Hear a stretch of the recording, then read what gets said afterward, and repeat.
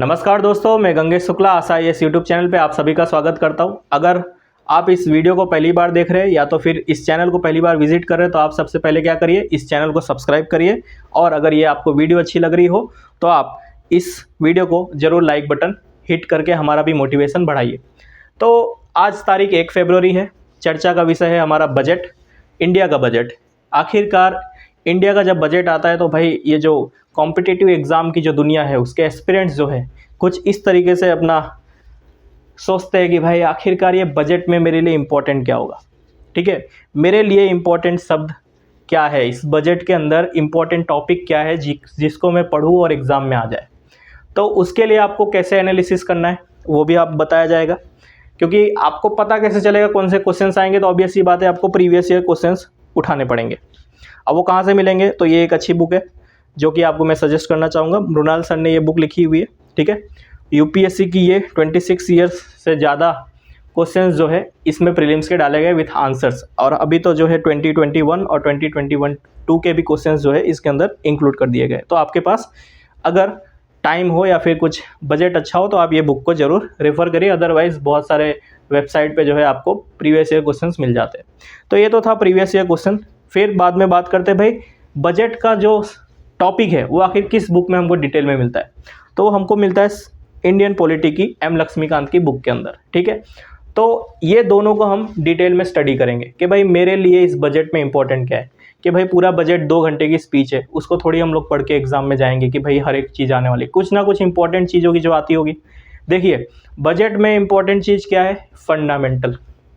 ठीक है, जब आप प्रीवियस ईयर क्वेश्चन देखोगे तो आपको पता चलेगा कि भाई फंडामेंटल से ही क्वेश्चंस आते हैं। जैसे कि आपके लिए मैंने ये बना के रखा है, तो कुछ एकदम डिटेल टॉपिक में, यानी इन द सेंस कह सकते हो एक्यूरेटली जो बजट के ही टॉपिक से क्वेश्चंस आए हैं प्रीलिम्स में, उनको उठा के आपके सामने रखा गया है।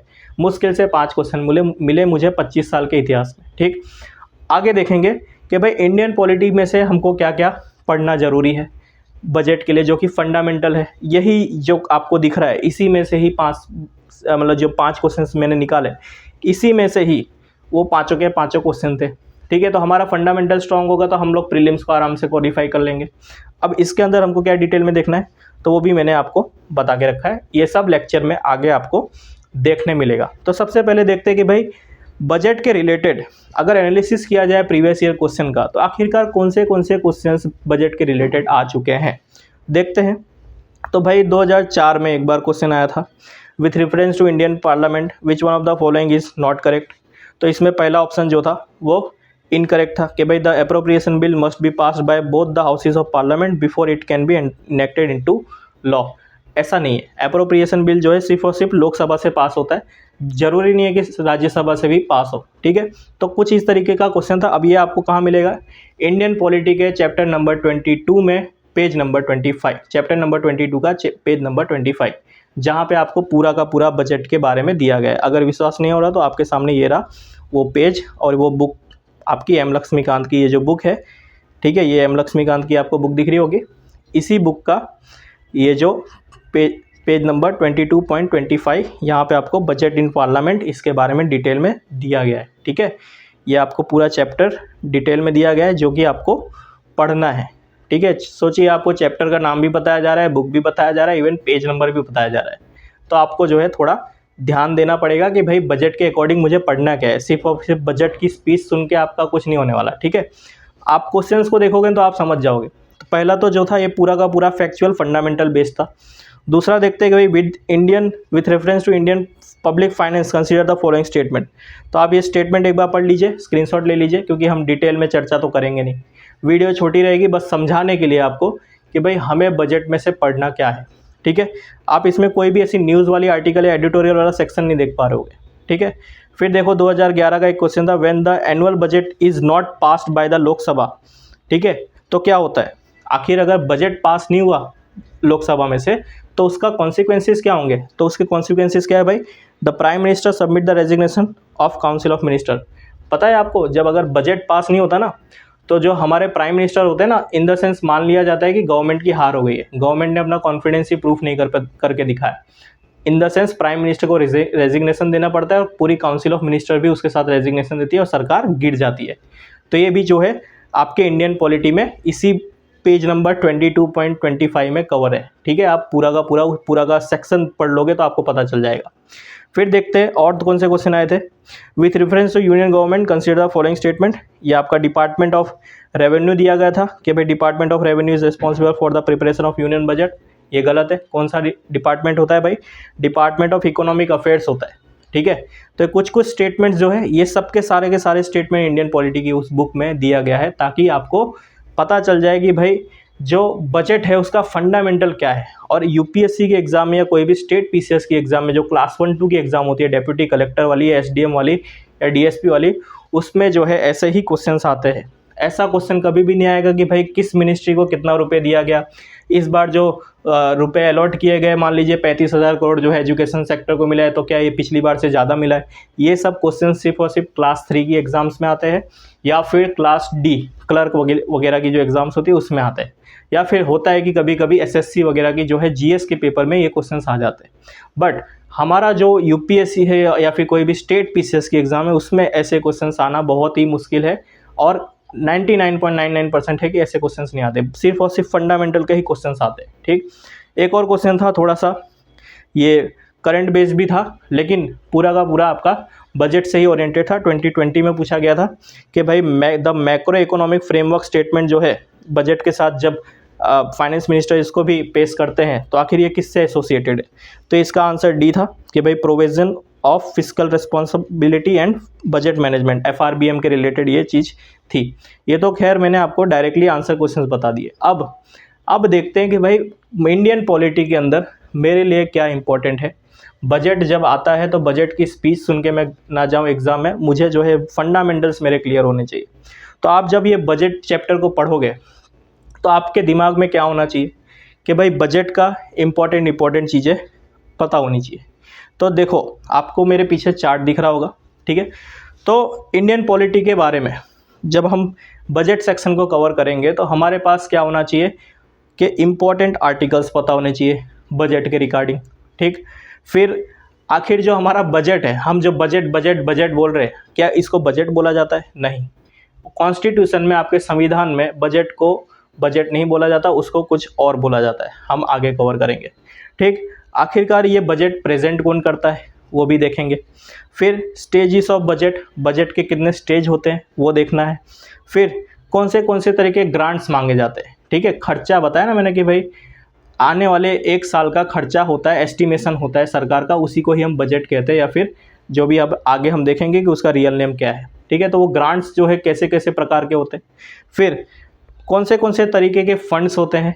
ठीक, फिर लोकसभा का क्या इसमें रोल होता है बजट पास करने में, और राज्यसभा का इसमें क्या रोल होता है, ये सब हम डीपली कवर करेंगे।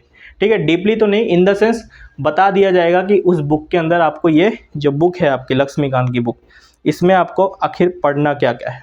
ठीक है, ये सिर्फ और सिर्फ 12-15 पेज का सेक्शन है।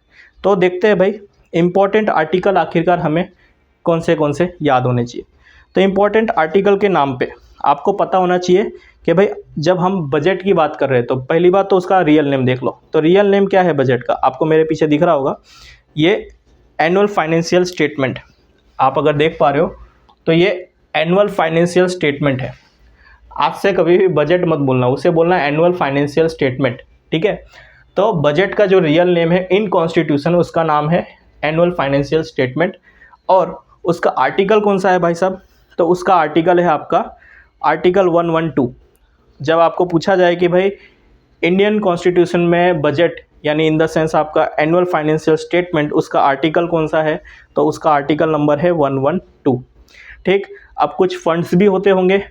ठीक है, बजट है इन द सेंस आप क्या कर रहे हो, फाइनेंशियल स्टेटमेंट निकाल रहे हो, तो आप जो है उसको कहीं ना कहीं उसका फंड होगा, उस फंड से कुछ पैसा निकालोगे फिर खर्चा करोगे। ठीक है, तो 3 तरीके के फंड होते हैं, उनके भी स्पेसिफिक आर्टिकल्स दिए गए हैं। आई थिंक गुजरात में जो जीपीएससी की एग्ज़ाम हुई थी उसमें जो है ये 2 आर्टिकल्स पूछे गए थे। क्या किया था, इस आर्टिकल को गलत लिख लिया था और स्टेटमेंट पूरा का पूरा सही था, उसको जो है एलिमिनेट करना था। तो देख लेते हैं भाई, जो आर्टिकल नंबर 26 है आपका, आर्टिकल नंबर 266 नंबर का जो आर्टिकल है, वो आर्टिकल 2 फंड अपने अंदर कवर करता है। पहला फंड कौन सा है, कंसोलिडेटेड फंड ऑफ इंडिया। दूसरा फंड का नाम है public account fund of India. ठीक है, ये 2 फंड हो गए, आर्टिकल नंबर 266। दूसरा जो आर्टिकल है 267, इसके अंदर का जो आर्टिकल कहता है कि भाई ये कौन सा फंड अपने साथ रखता है, तो contingency fund of India. Contingency fund of India मतलब इमरजेंसी के लिए कोई फंड होता है कि मान लीजिए कि फाइनेंशियल इमरजेंसी आने लगी या फिर हमारी हालत पाकिस्तान जैसी हो गई। आज के समय पाकिस्तान की हालत बहुत ख़राब है, इकोनॉमिकली बहुत क्रंच उसकी पूरी की पूरी इकोनॉमी चल रही है। तो अगर ऐसी हालत आ जाए तो हमारे पास भी एक कंटिजेंसी मतलब in the sense emergency fund होना चाहिए। तो आपको बजट के रिगार्डिंग आपको ये 3 आर्टिकल्स हमेशा दिमाग में होने चाहिए कि भाई बजट को पहले तो हम क्या बोलते हैं, रियल नेम उसका है annual financial statement. Annual financial statement या फिर कहो तो बजट, उसमें का जो उसका आर्टिकल है, उसका आर्टिकल का नाम है आर्टिकल 112, यानी 112 नंबर का जो आर्टिकल है वो सीधा सीधा आपका बजट या फिर आप जो रियल नेम है उसका एनुअल फाइनेंशियल स्टेटमेंट से ही बिलोंग करता है। आपका जो आर्टिकल है 266 वो 2 फंड अपने पास रखता है। कौन सा फंड है? कंसोलिडेटेड फंड ऑफ इंडिया, ठीक, फिर बाद में public account fund of India, ये 2 फंड हो गए। फिर 267 नंबर का जो आर्टिकल है वो कौन सा फंड अपने पास रखता है? तो कंटिजेंसी फंड ऑफ इंडिया। तो ये आपके 2 पॉइंट क्लियर हुए कि भाई इंपॉर्टेंट आर्टिकल पता चल गया, रियल नेम ऑफ बजट पता चल गया, ठीक है। अब देखते हैं हु प्रेजेंट द बजट, आखिर बजट को कौन प्रेजेंट करता है।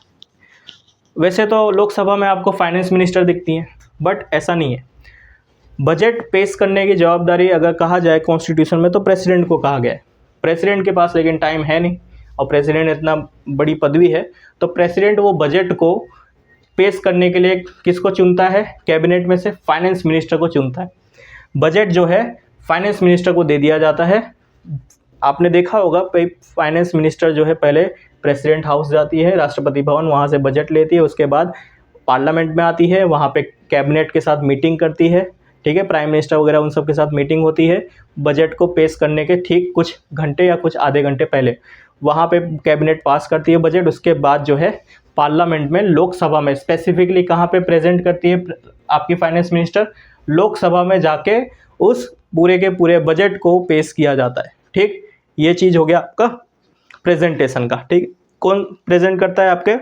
भाई फाइनेंस मिनिस्टर प्रेजेंट करता है, बट रियलिटी में देखा जाए कॉन्स्टिट्यूशनली तो ये प्रेजेंट करने का जो काम दिया गया है वो प्रेसिडेंट को दिया है, बट ऑन ग्राउंड प्रेजेंट कौन करता है? फाइनेंस मिनिस्टर प्रेजेंट करता है, ठीक। अब देखते हैं स्टेजेस, आखिरकार कितने कितने स्टेज होते हैं।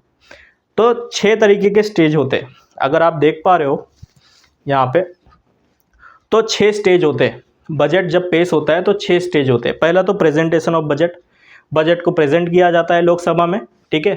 देखो बजट प्रेजेंट वहीं होगा, कहाँ होगा? लोकसभा में होगा। राज्यसभा में कभी भी बजट को प्रेजेंट नहीं किया जाएगा, ये चीज़ गांठ मान के रख लेना, ठीक है। तो पहला जो प्रेजेंटेशन है वो कहाँ होता है?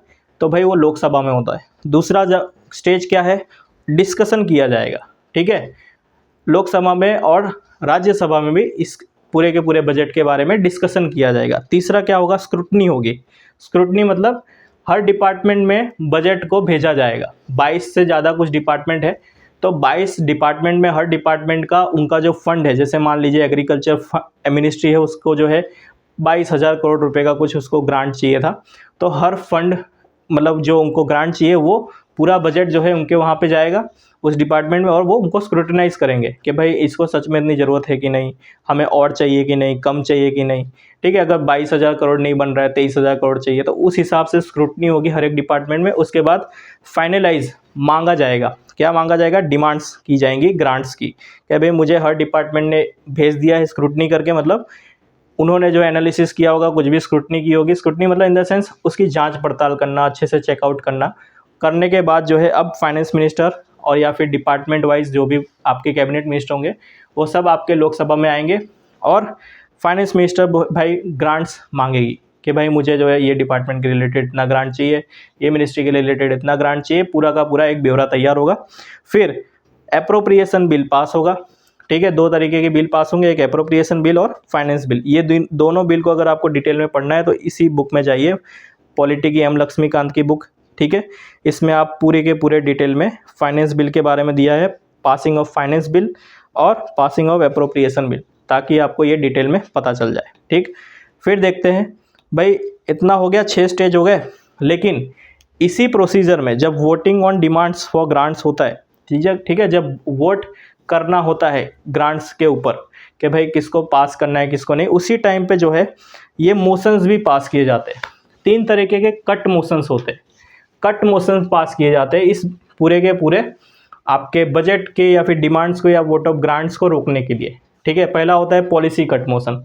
Policy cut motion in the sense ऐसा मोशन है, अगर मान लीजिए कि भाई ये डिमांड ऑफ ग्रांट्स है ये, ठीक है, ये मेरे पीछे आपको दिख रहा होगा, ये डिमांड फॉर ग्रांट्स है। अगर इसका मान लीजिए कि भाई 3000 करोड़ रुपए का कुछ डिमांड किया गया, लेकिन अपोजिशन ने क्या किया भाई, पॉलिसी कट मोशन लगाया। पॉलिसी कट मोशन मतलब अगर वो मोशन पास हो गया है, मान लीजिए अगर ये पॉलिसी कट मोशन उस डिमांड के सामने अगर पास हो जाता है, तो वो जो पूरा डिमांड 3000 करोड़ का था वो कितने रुपए में कन्वर्ट हो जाएगा, 1 रुपये में कन्वर्ट हो जाएगा।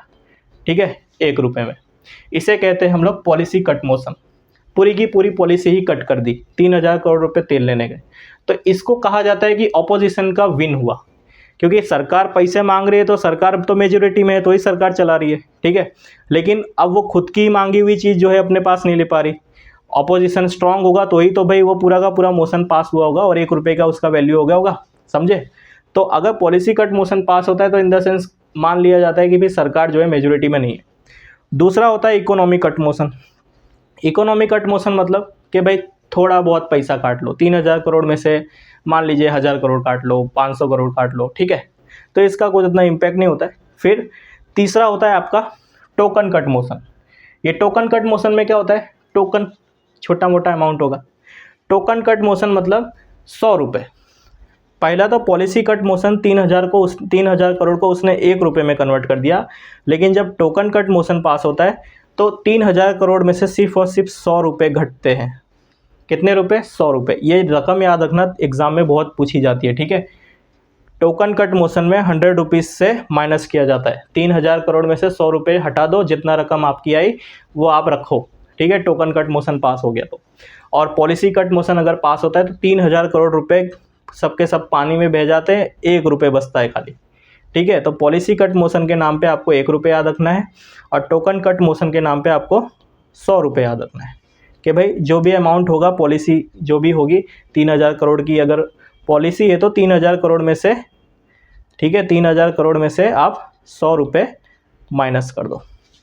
ये है यहाँ पे 100, फिर से समझा रहा हूँ, यहाँ पे आपको 100 याद रखना है और पॉलिसी में आपको सिर्फ 1 रुपये याद रखना है। ठीक है, ये हो गया आपका कट मोशंस। अब होता क्या है कि भाई आपको पता ही है हमारी जो पार्लियामेंट कैसी है, बहुत खिंच-पिच होती है भाई, मतलब बहुत आवाज़ होती है, उसके अंदर जो है सीधे से काम नहीं किया जाता और चिल्लम चिल्ली बहुत होती है। अपोजिशन चाहता ही नहीं है कि भाई ढंग से काम हो। तो जब देखा जाता है कि भाई 26 दिन तक डिमांड फॉर ग्रांट्स मांगी जा रही है, लेकिन हम देख रहे हैं कि भाई हाउस में क्या हो रहा है, पार्लियामेंट में आखिर क्या हो रहा है, पार्लियामेंट में हो रहा है दंगे। दंगे इन द सेंस वो वाले दंगे नहीं, दंगे मतलब कि भाई बात ही नहीं सुनी जा रही है। अब जो है हाउस चलता है, लोग आ जाते हैं वहाँ पे लॉबी में और बैनर लेके, और मजबूरन जो है स्पीकर को क्या करना पड़ता है, वो पूरा का पूरा हाउस एडजर्न करना पड़ता है। एडजर्न मतलब पूरा दिन अब काम नहीं होगा, अगले दिन मिलो। तो अगर ऐसा 26 दिन तक होता है, कितने दिन तक, 26 दिन तक अगर ये ऐसा सीन होता है कि भाई वोटिंग ऑन डिमांड्स जो है, ये डिमांड ऑफ ग्रांट्स जो है आपका ये पास नहीं हो रहा है 26 दिन तक, तो भाई स्पीकर क्या करता है, बुलेटिन मोशन पास करवा देता है। मतलब जो है बुलेटिन मोशन पास करवाने के बाद उसका मतलब क्या है, बुलेटिन मोशन जब पास होता है ना, तो बुलेटिन मोशन जब पास होता है तो आपके जितने भी वोटिंग ऑन डिमांड्स, ये डिमांड फॉर ग्रांट्स जो है, इस पर कोई भी चर्चा नहीं होती। ये सारे के सारे ग्रांट्स और सारे के सारे डिमांड्स स्पीकर के टेबल पे रख देते हैं और स्पीकर उसको जो है 1 ही सेकंड में उसको पास कर देता है। मतलब सारा का सारा जो डिमांड था सरकार का वो अब उसके जेब में आ जाता है, कोई चर्चा वर्चा नहीं होती। ठीक है, यहाँ तक समझ आया बुलेटिन मोशन। अब देखते हैं आगे दूसरी क्या चीज़ है, टाइप्स ऑफ ग्रांट्स। कौन सी तरीके की ग्रांट्स मांगी जाती है। ठीक है, तो भाई आपका पहला तो सप्लीमेंट्री ग्रांट्स है। ठीक है, ये सब आपको डिटेल में यहाँ पे आपको एम लक्ष्मीकांत की बुक में मिल जाएगा। ठीक है, सप्लीमेंट्री ग्रांट्स, एडिशनल ग्रांट्स, फिर excess grant, vote of credit grant, exceptional grant और टोकन ग्रांट। ये जितनी भी चीज़ आपको मैं बता रहा हूँ एग्जाम में बहुत ही इंपॉर्टेंट है, इसमें से क्वेश्चन आते हैं, इसको जो है आपको पढ़ के जाना है। ठीक है, स्पेसिफिकली एक्सिस ग्रांट अगर आप देखोगे तो इसमें क्वेश्चन अभी तक आया नहीं है बट आएगा। ये एक्सिस ग्रांट को अगर आपको मांगना है या फिर आपको पेश करना है लोकसभा में, तो इसको जो है सबसे पहले पब्लिक अकाउंट कमेटी होती है, ठीक है, उसमें से पास करवाना पड़ता है। ठीक, पब्लिक अकाउंट कमेटी, आप उसको डिटेल में पढ़ोगे आने वाले लेक्चर्स में पॉलिटी के। ठीक है, तो पब्लिक अकाउंट कमेटी से अगर ये पास होता है तो ये एक्सिस ग्रांट आप जो है मांग सकते हो लोकसभा में। ठीक, आगे देखते हैं टाइप्स ऑफ फंड। फंड कितने तरीके के होते हैं वो हमने देख लिया अभी रिसेंटली कि भाई हमने आर्टिकल्स कवर किए, कौन से आर्टिकल्स कवर किए, 266 और 267। तो उसी तरीके के अगर टाइप्स ऑफ फंड्स देखें तो हमारे पास 3 फंड है। एक consolidated fund of India article 266, फिर एक है आपका पब्लिक अकाउंट ऑफ इंडिया, ठीक है, ये है आपका 266। दोनों ही आर्टिकल एक ही फंड के लिए है, सॉरी ये एक आर्टिकल जो है दोनों फंड के लिए है, और ये 267 का जो नंबर का आर्टिकल है ये कंटिजेंसी फंड ऑफ इंडिया के लिए। अब आती है बात चार्ज एक्सपेंडिचर की। बहुत बार एग्जाम में आ जाता है कि चार्ज एक्सपेंडिचर में कौन से खर्चे इंक्लूड किए जाते हैं। चार्ज एक्सपेंडिचर आखिर होता क्या है? ऐसे खर्चे जिसके ऊपर आपकी जो पार्लियामेंट है उसके ऊपर वोट नहीं करेगी। मान लीजिए कि भाई जज की सैलरी, सुप्रीम कोर्ट के जज की सैलरी अगर आज 90,000 रुपये है, कल को 1 लाख रुपये करनी है, ठीक है, तो वो जो है चार्ज एक्सपेंडिचर में काउंट होगा। ठीक है, उसमें जो है आप पार्लियामेंट में वोटिंग नहीं कर सकते, सिर्फ और सिर्फ उस पर बहस करो, वोटिंग नहीं होगी। इन द सेंस वो मान लिया गया है कि हाँ भाई तुम्हारी सैलरी 90,000 से 1 लाख हो गई है, अब जो है कोई कुछ बोलने वाला नहीं है, लेकिन थोड़ा बहसबाजी होगी। ठीक है, वो जो होता है ये चार्ज एक्सपेंडिचर ये नॉन वोटेबल होता है। इसके अंदर बहुत सारी चीज़ें आती है, प्रेसिडेंट का भी सैलरी, आपका अलाउंसेस वगैरह सब कवर होगा, यूपीएससी का, सीएजी का, जितने भी चेयरमैन हैं उनके मेंबर्स हैं उनकी सैलरीज, ठीक है, और फिर बाद में उनके जो कार्यभार होता है, ठीक है, यूपीएससी सीएजी जैसी संस्थाओं, कॉन्स्टिट्यूशनल संस्थाएं जितनी भी हैं उनको चलाने का जो खर्च होता है, ठीक है, उनके ऑफिस में जो खर्चे होते हैं वो सब के सब किस में आते हैं? चार्ज एक्सपेंडिचर में काउंट होता है। ठीक, तो ये था आपका चार्ज एक्सपेंडिचर। फिर देखते हैं लोकसभा का क्या रोल होता है भाई बजट को पास करने में। तो लोकसभा का रोल होता है, 2 रोल इंपॉर्टेंट है जो कि आपको एग्जाम में याद रखना है कि भाई आपका जो बजट होगा ना वो सिर्फ और सिर्फ आपके लोकसभा में ही इंट्रोड्यूस होगा।